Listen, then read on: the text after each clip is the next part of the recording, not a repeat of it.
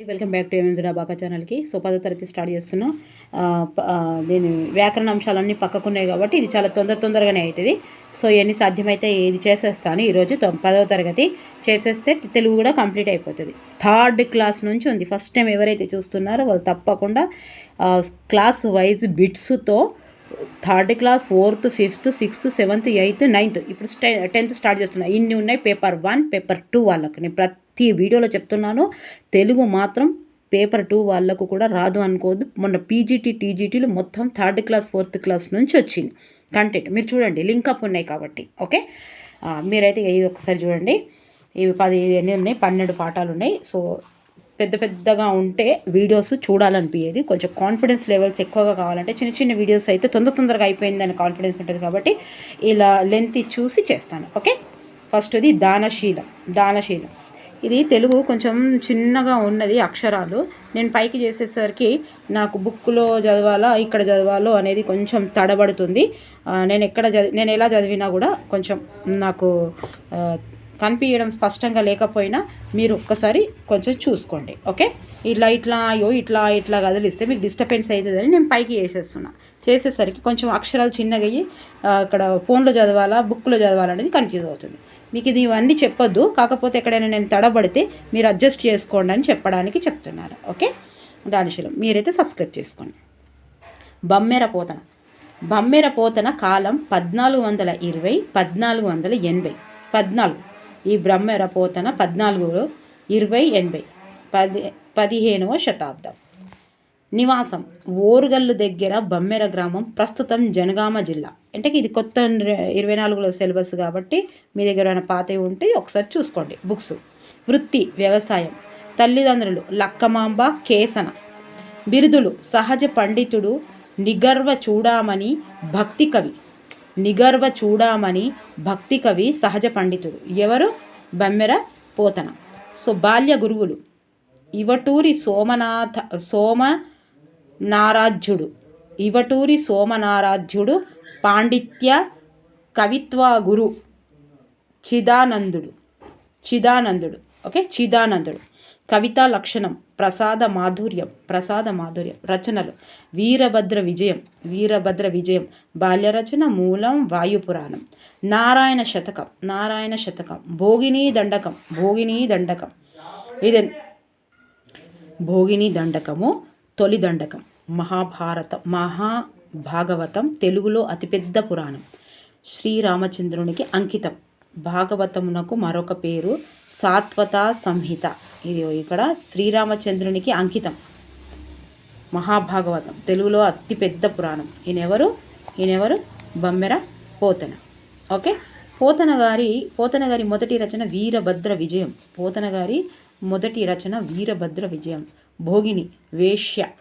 భోగిని అంటే వేశ్య. సర్వజ్ఞ సింగ భూపాలులు ఇతివృత్తమే భోగిని దండకం. భాగవత అష్టమ స్కందంలో సిరిక్కిం చెప్పాడు. ఇంతింతై వటుడింతై అనే పద్యాలు వ్రాశారు. నవమ స్కందంలో అన్నము లేదు అనే పద్యము వ్రాశాడు. దశమ స్కందంలో నల్లనివాడు పద్యం రాశాడు. షష్టమ స్కందంలో రుక్మిణీ కళ్యాణం. సప్తమ స్కందంలో ప్రహ్లాద చరిత్ర. అష్టమ స్కందంలో గజేంద్ర మోక్షం. వామన చరిత్ర. దేశవిధ భక్తి. నవమ స్కందంలో అంబరి శోపాఖ్యానం. దశమ స్కందంలో శ్రీకృష్ణ బాల్య క్రీడలు.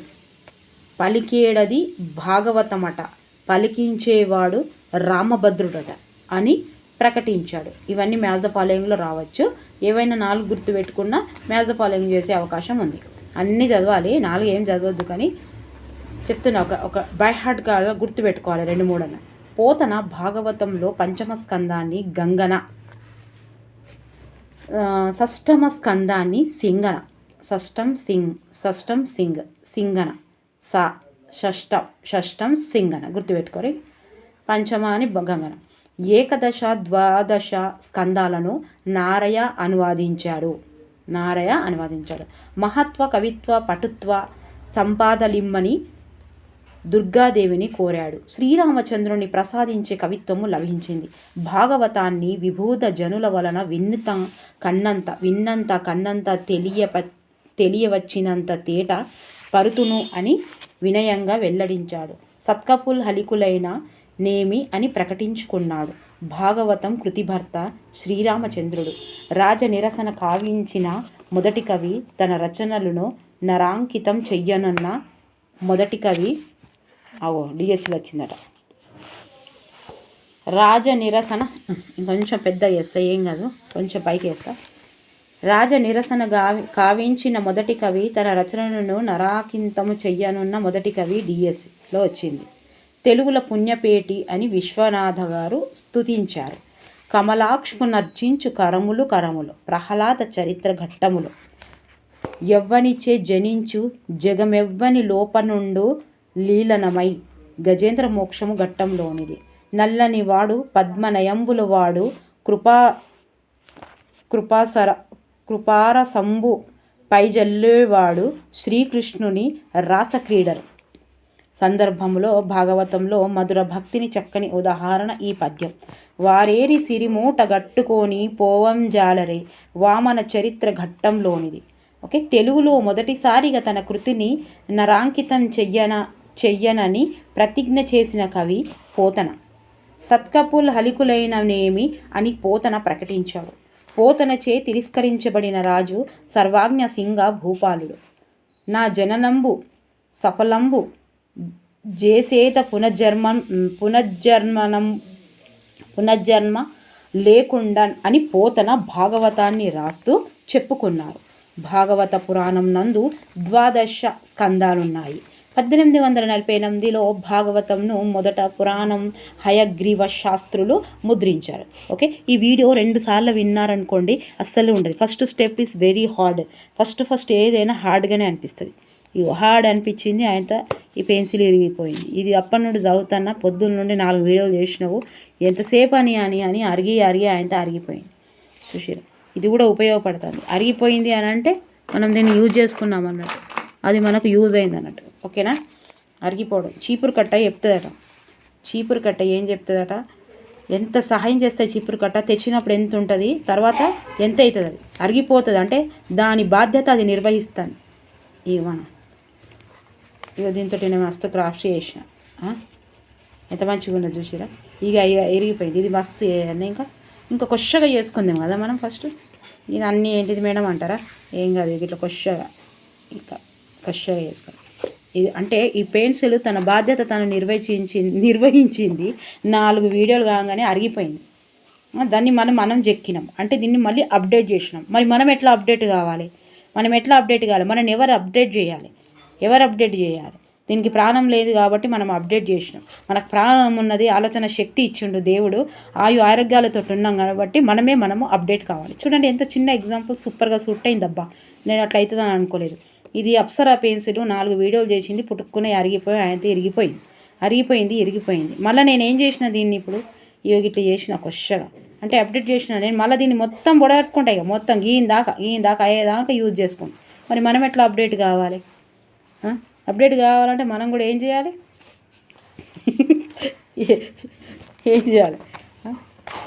ఓకేనా. నిజంగానే సూట్ అయిందా? సూట్ అయితే ఒక లైక్ కొట్టుర్రి. మేడం నీకేమో లైక్ ఉంటావు అంటారా, కొట్టాలి మరి కాదా.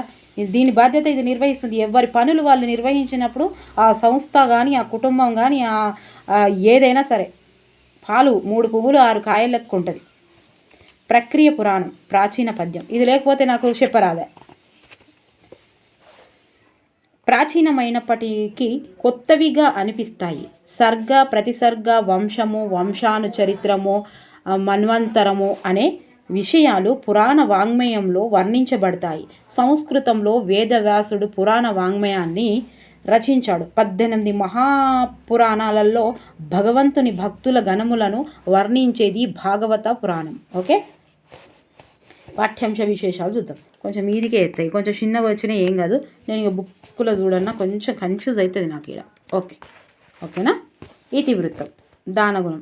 ఇచ్చిన మాటను కట్టుబడే తత్వము, దానం చెయ్యడంలోని గొప్పతనాన్ని తెలియజేయడమే ఈ పాఠము ఉద్దేశం. కర్ణుడు ఎవరి వర ప్రభావం వల్ల జన్మించాడు? సూర్యుడు. కర్ణుని కవచకుండాలను యాచిస్తూ బ్రాహ్మణ వేషంలో వచ్చినవాడు ఇంద్రుడు. పాతడైనా కొత్తదైనా భాషించేది అని వృత్యుత్పత్తి గల పదము పురాణము. ఇది మొన్న డిఎస్సిలో కాదు, పీజీటీలో వచ్చింది. పాతదైనా కొత్తగా భాషించేది, ఇది పీజీటీలో వచ్చింది. పీజీటీ రాసిన వాళ్ళు ఉంటే తెలుస్తుంది.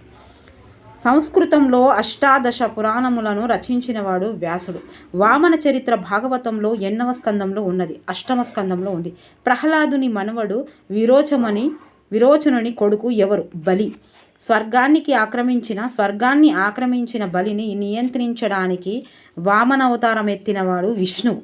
వామనుడు నర్మదా తీరంలో బలి చేస్తున్న యాగానికి వెళ్ళి ఏమి అర్చించాడు? 3 అడుగుల నేల. వామనుని మాటల్లోని మోసాన్ని గుర్తించినవాడు రాక్షస గురువైన శుక్రాచార్యుడు. 10వ తరగతికి వచ్చేసరికి కొంచెం లెసన్స్ ఇట్లుంటాయి. శుక్రాచార్యుడు దానం వద్దని వరించిన వామనునికి ఇచ్చిన మాట ప్రకారం దానం చెయ్య సంకల్పించినవాడు బలి. భూమిపై గృహస్థులు చెయ్యవలసిన ముఖ్య ధర్మము కులాన్ని, రాజ్యాన్ని, పరాక్రమాన్ని నిలుపుకోవడం. ఓకే, అర్థం, కామం, కీర్తి, జీవనాధారంలో ఏదైనా ఇస్తానని బలి ఎవరికి వాగ్దానం చేశాడు? వామనునితో. ఓకే, భూమికి భారమైన వారెవరు? సత్యహీనులు. యుద్ధంలో వెన్ను చూపక వీర మరణం పొందటం, సత్యనిష్టతో జీవించడం కంటే మేలైన మార్గాలు లేవనుకునేవారు మానధనులు. దాతకు సంపద పాత్రుడైన అర్థి లభించడం ఎటువంటివని బలి అభిప్రాయపడ్డాడు. హలికుని సుక్షేత్రము, బీజములు దొరకడం వంటివి. కీర్తి కోసం సంతోషంగా దానాలు చేసి లోకం మరువని యశస్సుకు పొందినవారు శిబి మొదలైనవారు. ఎడతెరని యజ్ఞాలు పుణ్యకార్యాలు చేసినా సాధ్యం కానివాడు విష్ణువు. కొంచెం మెల్లగా చెప్తున్నా కదా, కొంచెం స్పీడ్ అర్థాలు కదా అని కొంచెం స్పీడ్గా చెప్పిన. అయ్యో జర స్పీడ్ తెప్పకూరి మేడం అని అన్నారు. సో అన్ని కామెంట్స్ అవుతున్నా, నేను రిప్లై ఇవ్వకుండా నా మనసు పూర్తిగా ధన్యవాదాలు తెలియజేసుకుంటున్నా. సూపర్ కామెంట్స్ రాస్తున్నారు, మీ అందరికీ నా మనస్ఫూర్తిగా ధన్యవాదాలు. ఇక నేను పైసలు లేకుండా కూడా నాకు బూస్ట్ దొరుకుతుంది ఫ్రీగా. అంటే బూస్ట్ ఎన్ని ఉన్నాయో తెలుసా? చిన్నదో కిలోదో ఏమో 600-800 ఏమో ఉంది ఆ బూస్ట్. ఇక అది లేకుంటే కూడా నాకు కొత్త బూస్ట్ వస్తుంది. చూసినావా, అట్లా ఉంటాయి. నిరయంభైన నిబంధనమైన ధరణి నిర్మూలనంభైన దుర్మరణం వైన కులాంతమైన తిరుగన్నెదరు నాడు జివ్వ అని శుక్రాచార్యునితో చెప్పిన దానవరాజు బలి. కష్టాలు, పేదరికం వచ్చి ప్రాణం, డబ్బు కోల్పోయినా చివరికి మరణమే వచ్చిన మాట తప్పని వారు మానధనులు. రాక్షస రాజైన బలిచక్రవర్తి భార్య వింధ్యావళి. అభాగ్యాతుడు ఎవరితో సమానుడు? విష్ణువుతో. ఓకేనా. రెండో లెసన్, ఎవరి భాష వాళ్ళకు వినసొంపు. పక్కకున్నాయి మొత్తం వ్యాకరణ అంశాలు చేసేస్తా. అన్ని నానార్థాలు అవన్నీ అయిపోయినాయి కదా. ఇప్పుడు వ్యాకరణ అంశాలు కూడా ఉన్నాయి, అది కూడా ఒక వీడియో చూస్తా. లెంత్ని చూసి చేస్తా. ఓకే, లెంత్ చాలా బాగుంది మేడం మీ వీడియోస్ లెంతీ అని అన్నారు. సో మీకు కూడా మనస్ఫూర్తిగా ధన్యవాదాలు తెలియజేసుకుంటున్నా sir. Thank you so much రాస్తున్న ప్రతి ఒక్కరికి. ఓకే, రెండవది, ఎవరి భాష వాళ్లకు వినసొంపు. ఇది ఎవరు రాశారు? డాక్టర్ సామల సదాశివరావు. ఎవరి భాష? సామల సదాశివరావు. ఎవరి భాష వాళ్ళకు వినసొంపు, అంతే గుర్తుపెట్టుకోవాలి. ఎవరి భాష వాళ్ళకు వినసొంపు అంటే ఎప్పుడు సదా ఎవరి భాష వాళ్ళకు వినసొంపే. సదాశివ సామల సదాశివ ఎవరి భాష వాళ్ళకు వినసొంపు. ఓకేనా. ఎవరి భాష వాళ్ళకు వినసొంపే ఉంటుంది, అంతే గుర్తుపెట్టుకోవాలి. సదా ఎవరి భాష వాళ్ళకు వినసొంపు. కాలం క్రీస్తుశకం 1928 2012. జన్మస్థలం ఆదిలాబాద్ జిల్లా దాహేగాం మండలము తెనుగుపల్లె గ్రామం. ప్రస్తుతం కొమరం భీం ఆసిఫాబాద్ జిల్లా. ఓకే, ఇవి కొత్త సిలబస్ కాబట్టి కొత్త బుక్లే కాబట్టి పాత ఎవరి దగ్గర ఉంటే ఇది ఉండకపోవచ్చు, ఒకసారి చూసుకోండి. రచనలు ఉర్దూ సాహిత్యం. ఈ సదాశివ గారు ఏం చెప్పారు? ఉర్దూ సాహిత్య చరిత్ర, అమ్జద్ రూబాయిలు, మొలభారుమి, మనసవి, ఉర్దూ కవిత సామాగ్రి, సాంబశివ శతకం, స్వరలయలు, మలయ మారుతాలు, సంగీత శిఖరాలు, ధర్మ వ్యాధులు, నిరీక్షణ, నారద గర్భంభం. ఓకే, ఇవన్నీ అయిన రచనలు. ఈయన ఆత్మకథ యాదికి పెట్టుకోవాలి, సదా యాది పెట్టుకోవాలి. సదా ఎవరి భాష వాళ్ళకు పోయిన సొంపు సదా యాది పెట్టుకోవాలి, యాది వేసుకోవాలి, సదా యాది వేసుకోవాలి. సామశివల ఎన్నిసార్లు చెప్తున్నా బోర్ వస్తుంది అనుకోరు, ఎందుకంటాడా సదా వస్తే అగో మేడం ఒకసారి సదా అన్నది కదా అని గుర్తు వస్తుంది. సదా యాదికి రావాలి, సదా యాదికి రావాలి. ఓకే, సదా అంటే ఎప్పటికీ అన్నట్టు. ఉర్దూ భాషను అది హిందీ భాషను ఉంది. విశేషాంశాలు. అమ్జద్ రూబాయిలకు 1964లో రాష్ట్ర సాహిత్య అకాడమీ అవార్డు వచ్చింది. 64లో ఏంటిది అమ్జద్ రూబాయిలకు, ఇంపార్టెంట్. 64లో రాష్ట్ర సాహిత్య అకాడమీ అవార్డు వచ్చింది. స్వరలయలు గ్రంథానికి కేంద్ర సాహిత్య అకాడమీ వచ్చింది 2011. 2011లో కేంద్ర సాహిత్య అకాడమీ దేనికి వచ్చింది? స్వరలయలు. అనువాద స్వరలయలు. స్వర్ణకమలం సినిమా ఉంది కదా, ఏంటిదో అందులో ఒక పాట ఇష్టం ఉండే నాకు, అదేమో పాట ఉండే కదా, మా ఇంటి దగ్గర ఫంక్షన్ హాల్ ఉందన్నట్టు, అందులోకి అన్ని పాత ఇప్పుడు కొత్త వేస్తాడు, వరల్డ్ ఈజ్ గోల్డ్ అని, అందులో ఒక పాట ఉండే. ఆకాశంలో ఆశల హరవిల్లో ఆనందాలే పూసిన కుదరిల్లు. ఇక రాదు ఆడికి, ఆడ ఇంటుంటే ఆడొస్తుంటే ఇక అదే స్వర్ణకమలంలో అది ఇది స్వర్ణలయాలు. ఇట్లా చెప్తే ఏమవుతుందంటే సందర్భాన్ని బట్టి దాన్ని బట్టి దాని విశేషం చెప్తే అది గుర్తుంటుంది. కేంద్ర సాహిత్య అకాడమీ సామల సదాశివకి స్వరలయలు దానికి కేంద్ర సాహిత్య అకాడమీ వచ్చింది. ఇది వచ్చింది మొన్న. అనువాద రచయితగా ప్రసిద్ధి, ఇతర భాష సాహిత్య గ్రంథములను తెలుగులోకి అనువాదించాడు. సహృదయ విమర్శకుడు అయిన ఇతని రచనల్లో భాష సహజ సుందరంగా, సరళంగా, ముచ్చట్లు మనసుకు హత్తుకుపోయేటట్లు ఉంటుంది. సంస్కృత, హిందీ, ఆంగ్లం, ఉర్దూ, పార్సీ, మరాఠీ భాషల్లో ఈయన పండితుడు. సంస్కృతం, హిందీ, ఆంగ్లం, ఉర్దూ, పార్సీ, మరాఠీ ఒక్క రెండు భాషలు నేర్చుకోవడానికి సస్తున్నాం మనం. ఎన్ని భాషలు. పివి నరసింహారావు 17 భాషలు. ఎట్లా నేర్చుకుంటారు ఎన్నైనా నేర్చుకుంటాం. ఇంట్లో ఉండాలి, మనసులో గట్టిగా అనుకోం కదా మనం. ఉర్దూ, ఫార్సీ, హిందీ, మరాఠీ కవుల రచయితల సాహిత్యాన్ని తెలుగులోకి అనువాదం చేశారు. సో తర్వాత ప్రక్రియ. భాషా వ్యాసం. చెప్పవలసిన విషయాన్ని ఆకర్షణీయమైన శీర్షికతో, సముచిత భాగాలతో, సూటిగా, నిర్దిష్టంగా, స్పష్టంగా విశ్లేషిస్తూ వ్రాయటను వ్యాసం అంటారు. ఇది రచనా రూపం. పద్యానికి గీటురాయి గద్యమైతే గద్యానికి గీటురాయి వ్యాసం. ఎంత మంచిగా ఉంది. పద్యానికి గీటురాయి గద్యమైతే గద్యానికి గీటురాయి వ్యాసం. ఎంత పెద్దగా వేసినా ఈడ్చెత్తుంది. ఒక్కోసారి గిట్ల అంటే ఏం కాదు. ఇతివృత్తము. భాషాభిమానం. ఉద్దేశం. ఒక భాషలోని నుడికారపు సొంపు, పలుకుబడులు, జాతీయాల వల్ల భాష ఎంత పరిపూర్ణంగా, సౌందర్యవంతంగా విలసిల్లుతుందో చెబుతూ, ఇతర భాషల్లో గొప్పతనాన్ని కూడా బేరీజు వేస్తూ తెలుగు భాష గొప్పతనాన్ని, ప్రాంతీయ భాషలోని సొగసును తెలియజేయడమే ఈ పాఠం ప్రధానోద్దేశం. తెలుగు భాష గొప్పతనం. ఇగో బిఎడ్లో మాకు ఒక అశోక్ సార్ అని ఉండే. నేను ఫస్ట్ బెంచ్లోనే కూర్చుంటే సార్లు ఏమైనా తెలుగు భాష అనగానే తెలుగు చెప్తుండే. తెలుగు భాష గొప్పదనాన్ని, ప్రాంతీయ భాషలోకి సొగసును తెలియజేయు ఉద్దేశం గల పాఠము ఎవరి భాష వాళ్ళకు వినసంపు. తెలుగు ఏం చెప్తుండే అంటే ఆ స్టేజ్ నుంచి తెలుగు అనగానే రోజు అదే మాట చెప్తుండే. తల్లి గర్భంలో నుంచి పుట్టుకొచ్చేదే మాతృభాష అనగానే సార్ల తుంపిర్లు అని వాడుతుండే. సార్ మరి ఎవరు చెప్పలేదో ఏమో కానీ సారు భయం వల్ల అప్పుడు అట్లా చెప్తున్నా, తప్పు అనుకోవద్దు. అంటే సార్ భయం వల్ల సెకండ్ బెంచ్లో కూర్చున్నాం, ఫస్ట్ బెంచ్ ఖాళీ ఉంది. ఎన్నోసార్లు అడిగిండు సారు, పాపం మస్తు అడిగిర్రు. ఇక్కడ ఫస్ట్ బెంచ్లో ఎందుకు కూర్చుంటలేరంటే మేము ఎందుకు కూర్చుంటలేము అంటే అక్కడ సార్ ఇట్లా మెడలు వస్తున్నాయి అన్నాం. అయితే సారు ఫస్ట్ స్టేజ్ నుంచి అంటే అంత అభిమానం ఉండే సార్కు తెలుగు భాష పైన. రాగానే తల్లి గర్భములో నుంచి ఇట్లా మంచి ఒత్తుగా పలికి తల్లి గర్భములో నుంచి వచ్చేది మాతృభాష అని చెప్పగానే మొత్తం తుంపిర్లాడ ఫస్ట్ బెంచ్ దగ్గర నిలబడి చెప్తుండే. తుంపిర్లన్నీ మీద పడుతుండే. నవ్వొస్తే నవ్వుర్రి. అంటే ఆ సార్ అట్లా చెప్పడం వల్ల ఈరోజు ఇట్లా చదువుతున్నాం మేము. కాకపోతే అంత మనిషికి ప్రేమ అనేది లోపల నుంచి వస్తుంది. మనం ఇప్పుడు ఎక్కడైనా వందే మాతరం కానీ జనగణమని కానీ చదవగానే మ్యూజిక్ వినగానే గూస్ బూమ్స్ వస్తూనే ఉంటాయి. అవి మనకు అది మన దేశం మీద ఉన్న మనకు అభిమానం. అది అది అంతే, అది భాష మీద కూడా ఉన్న అభిమానము.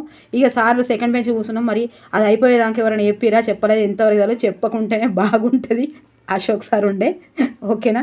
ఏదో కొంచెం మీతో షేర్ చేసుకోవాలని చేసుకుంటున్నా. ఇక బోర్ వస్తే ఏం కదా, ఎప్పుడు చదువుతూనే ఉన్నాం కదా, ప్రొద్దున నుంచి ఒకటే వీడియోలు కదా, ఏం కాదు వినండి. అంటే భాష మీద ఉన్న మక్కువ అట్లా ఉంటుంది. అట్లా వస్తాయి వర్డ్స్ కూడా. తెలుగు భాష మళ్ళీ గుర్తుకొస్తుంది నాకు ఎప్పుడు తెలుగు భాష అనగానే. తెలుగు భాష గొప్పతనం తెలుసుకున్న వాళ్ళకి తెలుగే ఒక మూలధనం అనగానే ఇక సారు ఎక్కడనో పొంగిపోతుండే. అట్లా వస్తే సందర్భాలు, మీకు కూడా ఏమైనా సందర్భం వస్తే కామెంట్లో రాయండి, తప్పులేదండి. కామెంట్స్లో రాయడం వల్ల మీరు మళ్ళీ ఆ వర్డ్, ఆ విషయాన్ని, ఆ అంశాన్ని, ఆ సందర్భాన్ని మళ్ళీ గుర్తు చేసిన వాళ్ళు అవుతారు. అలా గుర్తు చేయడం వల్ల ఎంత పాజిటివ్గా వస్తుందో, మన హార్మోన్స్ కూడా ఎంత పాజిటివ్గా అవుతుందో ఒక్కసారి ఆలోచించండి. మీకు కూడా అట్లా తెలుగు సార్ తోటి కానీ ఏ సార్ తోట కానీ ఒక మంచి ఏదైనా ఉంటే సందర్భాన్ని బట్టి అక్కడ కామెంట్స్లో రాయండి. ఏం కాదు, 1-2 నిమిషాలు, అంతా 24 గంటలు చదువుతూనే ఉన్నామా, 1 నిమిషం, ఓకేనా. రాయరు రాస్తే ఆ సందర్భం గుర్తొస్తుంది. కొంచెం పక్కకు బుక్ పెట్టి రాసినా కూడా అబ్బా అది మళ్ళీ గుర్తుకొస్తే కొంచెం అది అవుతుంది, ఓకేనా. డిస్టర్బెన్స్ ఏం కాదు. కాళోజీ డిస్టర్బెన్స్ చేసిన 2 నిమిషాలు. కాళోజీ అభిప్రాయంలోని పలుకుబడుల భాష అనగా వ్యవహారికం. ఓకే, భాష ఎన్ని తీర్లని కాళోజీ నారాయణరావు అభిప్రాయపడ్డారు. 2 తీర్లు, అవి పలుకుబడుల భాష, బడి పలుకుల భాష, నేనే తక్కువ, బడి పలుకుల భాష, పలుకుబడుల భాష, ఇది కూడా వచ్చింది. బడి పలుకుల భాష, పలుకుబడుల భాష. ఏదైనా ఒక అంశాన్ని గురించి సంగ్రహంగా ఆకట్టుకునేటట్లు వివరించేదే వ్యాసం. వ్యాస లక్షణం సూటిగా, స్పష్టంగా, నిర్దిష్టంగా, సులభంగా అర్థమయ్యే విధంగా ఉండడం. ఎవరి భాష వాళ్లకు వినసొంపు అనే వ్యాసము సామల సదాశివ గారి యాది అనే వ్యాస సంపుటిలోనిది. యాది కుంచుకోవాలి, ఎప్పటికూ యాది కుంచుకోవాలి, సామల సదా యాది కుంచుకోవాలి. ఎవరి భాష వాళ్లకు వినసొంపు, ఒక్క మాటలోని 3 పేరొచ్చింది, కవి వచ్చిండు, ఆయన ఏ వ్యాసంలో సంపుటంలోనిది కూడా వచ్చింది. సదా యాది కొంచుకోవాలి, ఎవరి భాష విలువలకు వినసంపు అని. ఇకపటు అనే అగో మళ్ళీ ఇరిగింది పెన్సిల్, మళ్ళీ ఇక చేసిన కొంచెం పెద్దగా చేసినప్పుడు ఇక మనకు అందరు పనిచేసేటోళ్ళే కావాలి కదా, అవసరం ఉన్నోళ్ళే కావాలి మనకెప్పుడు. ఇకపాటు అనే పదము ఏ మాండలికానికి చెందినది? తెలంగాణ మాండలిక. ఇది కూడా వీడియో చేస్తా మాండలికం, ఓకే. డిఎస్సి కూడా వస్తాయి అవి. ఆంధ్రప్రభ వారపత్రికలో తిరుమల రామచంద్ర నిర్వహించిన చివరి పేజీ హైదరాబాద్ నోట్బుక్. కరంజియా నిర్వహించే బ్లిట్జ్ పత్రికలో చివరి పేజీ వాసేవ్రాడు కేకే అబ్బాస్. బిల్హన మహాకవి రాసిన విక్రమాంకదేవ చరిత్రమనే ప్రౌఢ కావ్యాన్ని తెలుగులో ఇంకా ప్రౌఢంగా అనువాదించేవాడు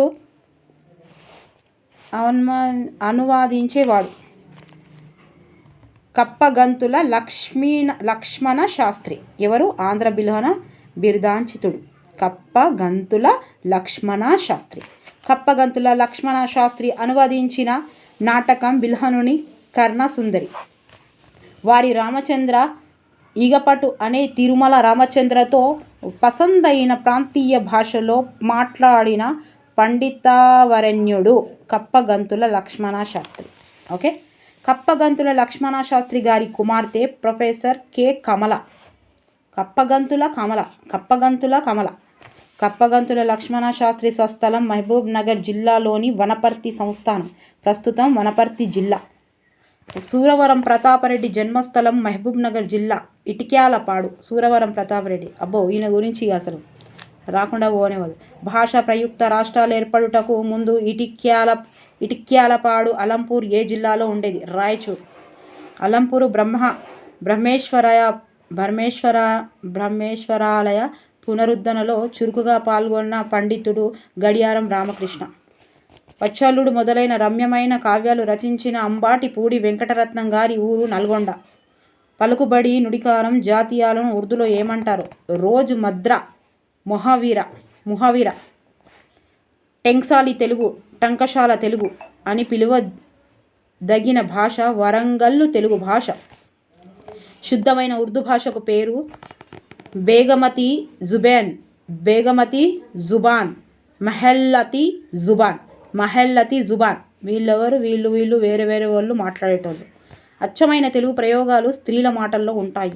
ఉర్దూ కవి అయిన పెద్ద కాళోజీ గారి కలం పేరు షాద్.